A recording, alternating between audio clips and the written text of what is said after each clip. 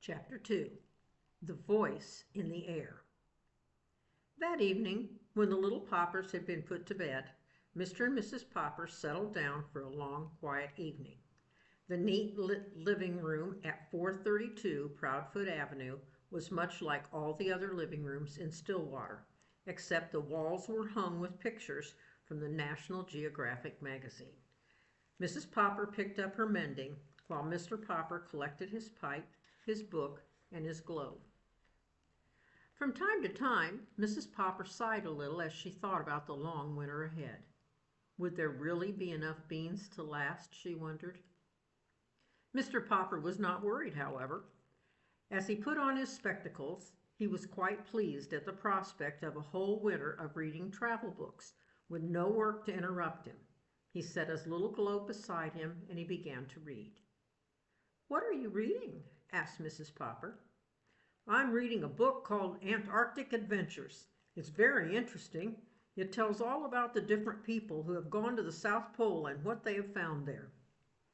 "Don't you ever get tired of reading about the South Pole?" "No, I don't. Of course, I'd much rather go there than read about it, but reading is the next best thing." "I think it must be very boring down there," said Mrs. Popper. "It sounds very dull and cold with all that ice and snow." "Oh, no," answered Mr. Popper. "You wouldn't think it was dull if you had gone with me to see the movies of the Drake expedition at the Bijou last year."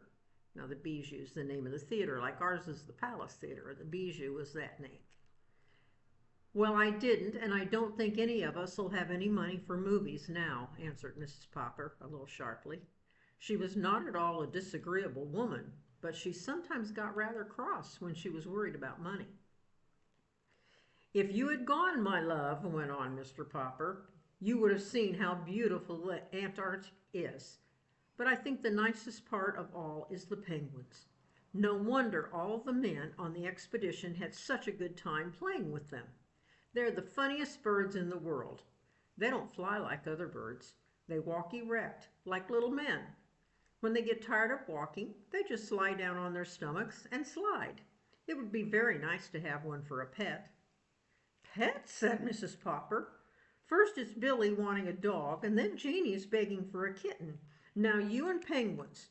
But I won't have any pets around.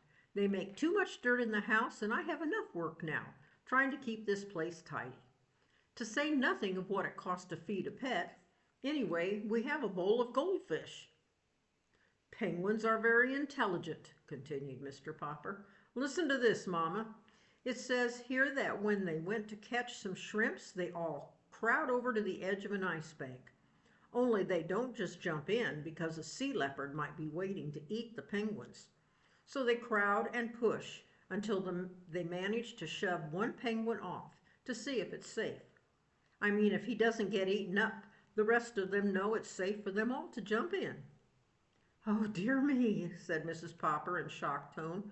"They sound to me like pretty heathen birds."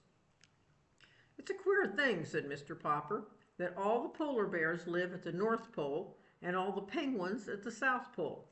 I should think the penguins would like the North Pole, too, if they only knew how to get there." At 10 o'clock, Mrs. Popper yawned and laid down her mending. "Well, you can go on reading about those heathen birds, but I'm going to bed. Tomorrow's Thursday, September 30th, and I have to go to the first meeting of the Ladies' Aid and Missionary Society." "September 30th!" said Mr. Popper in an excited tone. "You don't mean that tonight is Wednesday, September 29th?" "Why, yes, I suppose it is, but what of it?" Mr. Popper put down his book of Antarctic adventures and moved hastily to the radio. Now, you got to remember, 1938, when this was written, there was no television and no internet. They just had a radio. "What of it?" he repeated, pushing the switch. "Why, this is the night the Drake Antarctic expedition is going to start broadcasting." "That's nothing," said Mrs. Popper. "Just a load of men at the bottom of the world saying, 'Hello, Mama. Hello, Papa.'" "Shh!" commanded Mr. Popper, laying his ear close to the radio. There was a buzz, and then suddenly, from the South Pole, a faint voice floated out into the Popper living room. "This is Admiral Drake speaking. Hello, Mama. Hello, Papa. "Hello, Mr. Popper."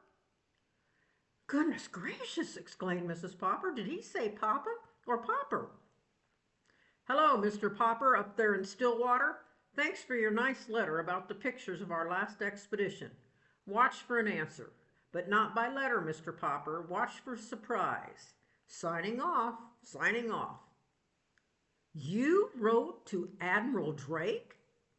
"Yes, I did," Mr. Popper admitted. "I wrote and told him how funny I thought the penguins were." "Well, I never," said Mrs. Popper, very much impressed. Mr. Popper picked up his little globe and found the Antarctic. "And to think he spoke to me all the way from there. And he never even mentioned my name. Mama, what do you suppose he means by a surprise?" "I haven't any idea," answered Mrs. Popper. "But I'm going to bed. I don't want to be late for the Ladies' Aid and Missionary Society meeting tomorrow."